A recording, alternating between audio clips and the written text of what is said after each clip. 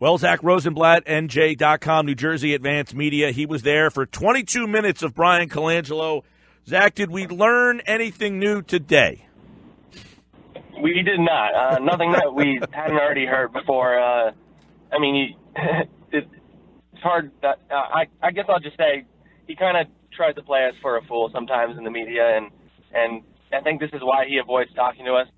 I just started on the beat in January. This is the first time I've talked to him, talking to the people on the beat. The last time he actually talked about Markelle Fultz was back in October, and he's still pretty much not saying much while saying a lot, if that makes sense. Yeah, I mean, he went around in circles, and the whole point of when he got hired was because, the previous, GM was evasive and didn't talk all that much, and he said, I will always talk. I will always be transparent with you guys. And that certainly hasn't happened because today, even in the same quote, he said, well, he might play, but there's a chance he might not play. I mean, in one sentence, he was not transparent.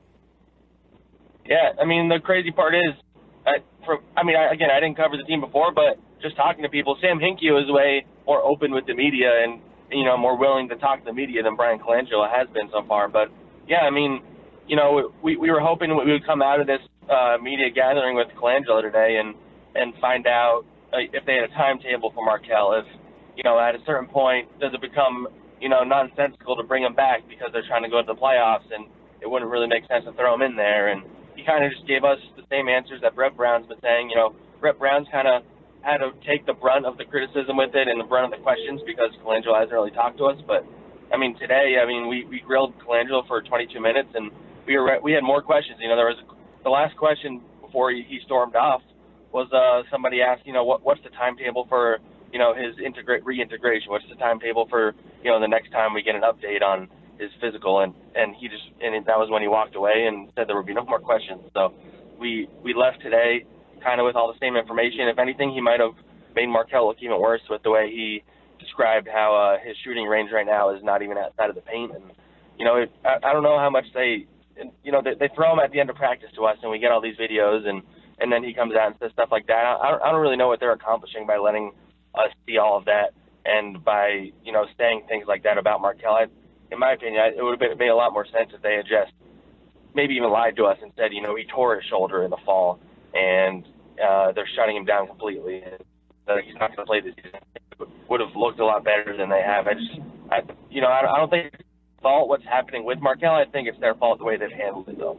Now, Zach, it doesn't sound like there's any more clarity on when he's going to play or if he's going to play, but he is medically cleared, right? Was that discussed? Well, it's funny you say it because somebody asked that exact question. So, is he medically cleared? And Bryan Colangelo's response was, don't get all confused about our phrasing. And then he went on and said a bunch of mumbo jumbo for 5 minutes and didn't really say whether or not Markelle was actually medically cleared or not. But the reality is he's been going pretty much full go in practice and full 5-on-5. And the only time they occasionally will remove him for either conditioning reasons or to let the guys that are playing right now play. And the reason why Markelle hasn't talked to the media at all is because there's a strange NBA rule where if a player isn't going full, if a player is going full all the drills, then he has to talk to the media within a week. But I think they've been holding him out of one drill a day, so he doesn't have to talk to us, kind of thing. So sort of skirting the rules here, we're talking to Zach Rosenblatt a little bit about the Markelle Fultz situation. We see all the videos, Zach. What can't he do, and what is Colangelo saying on why he can't play? A lot of what Colangelo was saying was just about their comfort level and his comfort level of putting him out there. They wouldn't specifically say it's because of his shooting, but the reality is, like Colangelo said, his shooting range right now is only into the paint. And if he's a scoring guard that's in a lineup where Ben Simmons doesn't really shoot the ball outside of the paint either, that's a concern. I'd be surprised if that wasn't the reason why they were keeping him out. They wouldn't give us a straight answer, but I think, Brett Brown in the past has said until they're comfortable with where he can shoot the ball, I don't think they're going to bring him back. And again, like Colangelo was saying, he could come back soon. He could not come back at all, and I wouldn't be surprised either way.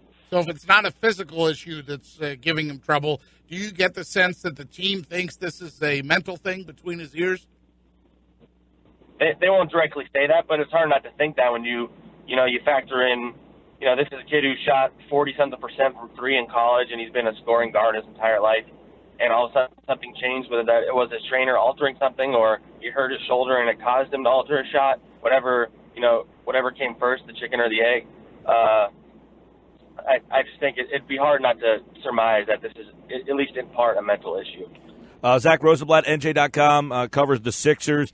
So they don't make a deal yesterday, and he kind of, which I don't have a big problem with, but he kind of said, we don't want to take the current players out of position to experience a chance to get into the playoffs. He felt that taking them out of this position, that they would not get that chance to learn what it's like to make the playoffs. Now, which is fine, but he said that there were a lot of deals that people were congratulating them on that they didn't make. But do you think that there was a deal or should have been a deal that this team should have been looking for to help? Okay, I get that you don't want to take the experience away from some of these guys, but also getting this team to the playoffs, isn't that an experience in itself? Yeah, I think they really need another, bench option right now because their bench has been pretty inconsistent, and there's a lot of young guys, like you said, and I thought they should have gone out and got somebody like Tyreke Evans, but if I kind of get it because if teams are looking for a first-round pick, the Sixers should not have been giving up a first-round pick this early. They can wait until the offseason for that. I think that's just too valuable right now.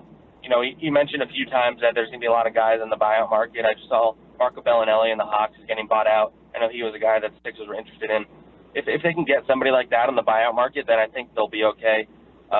If they don't, then it certainly looks worse. But, just based on what was out there and what the Sixers were willing to give up, which wasn't much, I think it kind of makes sense why they didn't do a trade.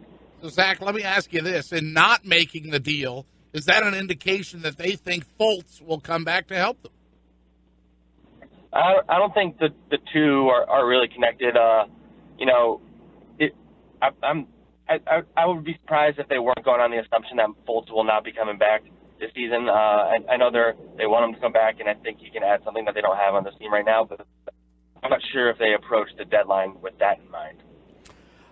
You mentioned the buyout market. They said that's an area where they can possibly add some help there, so we'll keep an eye on that. He also buried the lead potentially for the current team, which is Embiid might not play tonight because he's got an ankle injury. That took 15 minutes to get out of him.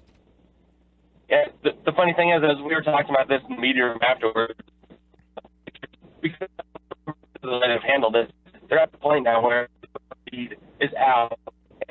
And if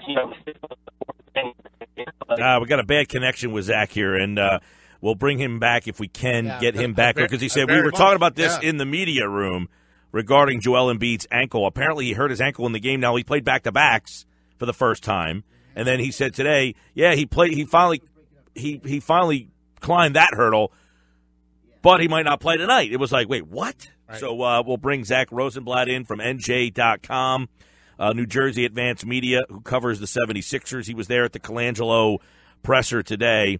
The informative presser, right? So easy to figure out. Yeah. All right. So we lost you, Zach, right when you said you guys were in the media room talking about this afterwards. Yeah. We were just talking about how it's kind of funny how it's gotten to the point now where Joel Embiid's getting hurt, and that's not even, even a new, doesn't even break the consciousness of what's important coming out of today just because of the way they've handled this Fultz situation.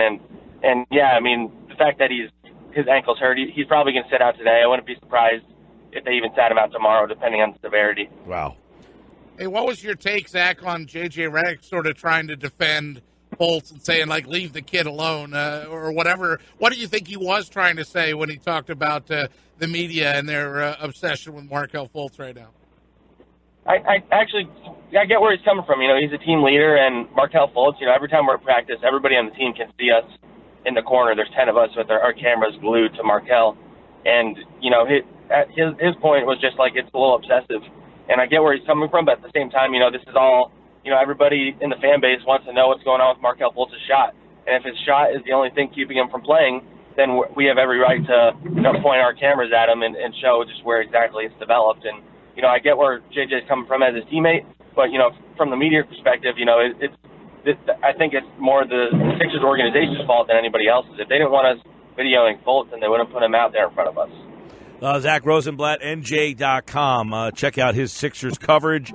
And, of course, the Sixers in action tonight. We'll see if they will be Sans, Joel Embiid. Zach, great stuff, man. A strange presser today another with strange one. Bryan Colangelo. Thanks, man. Yeah, thanks for having me.